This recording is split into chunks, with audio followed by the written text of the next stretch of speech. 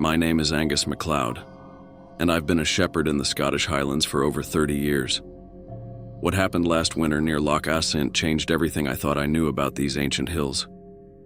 Some nights, when the fog rolls in thick over the mountains, I can still hear those sounds echoing across the valley. It started during the worst storm we'd had in decades. The wind was howling like a banshee, and the snow was falling so thick you couldn't see 3 feet in front of you. I'd gone out to check on my sheep. We'd already lost 2 flocks that winter to the weather, and I couldn't afford to lose more. That's when I found the first set of tracks. They weren't like anything I'd seen before. Too big for a deer, too wide for a wolf. Not that we've had wolves here for centuries. They led up towards the old MacKenzie ruins, a crumbling stone structure that dated back to the 1600s. Local legend said the MacKenzies practiced dark rituals there, but I'd always dismissed those as tourist nonsense.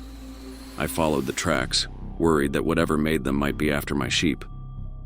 The storm was getting worse, but I could still make out that strange pattern in the snow, like something walking on 2 legs. But the prints were all wrong, almost circular, with odd markings around the edges. When I reached the ruins, I found my missing sheep. All 20 of them were arranged in a perfect circle lying in the snow. Not eaten, not attacked.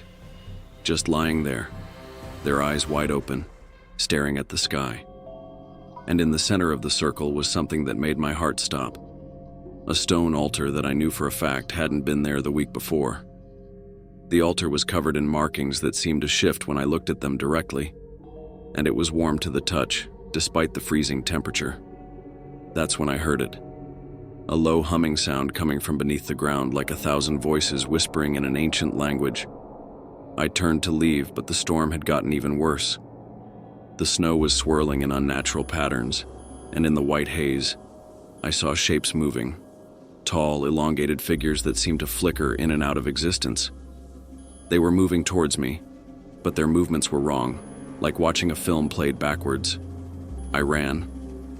I don't remember much of that journey back home, but I do remember the voices. They weren't speaking English, or Gaelic, or any language I've ever heard. It was something older, something that didn't belong in this world. The next morning I convinced myself it had been the storm playing tricks on me.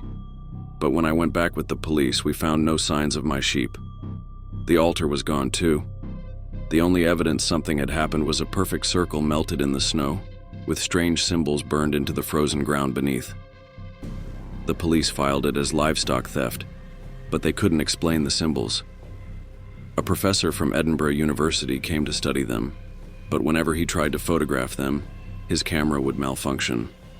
He made sketches instead, but when he showed them to a colleague who specialized in ancient languages, the man reportedly went pale and refused to discuss them further. 3 months later, I received a letter. It was from a shepherd in Norway who'd read about my story in a farming journal. The same thing had happened to his flock, with the same symbols left behind. But he included something else. A photograph of an ancient stone tablet found in his grandfather's belongings.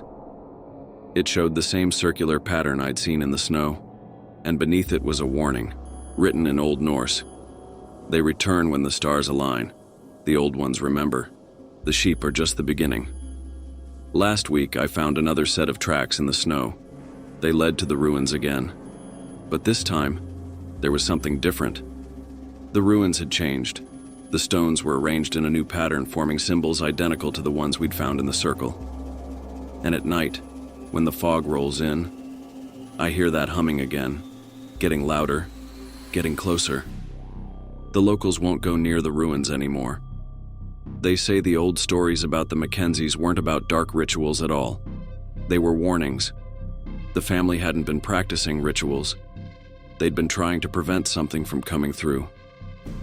And now, watching the strange lights dance over the loch at night, I fear they failed. The sheep are disappearing again, but not just mine this time. All across the Highlands, farmers are reporting the same thing.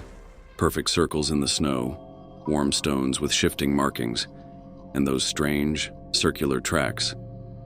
Whatever came through that night during the storm, it was just a scout.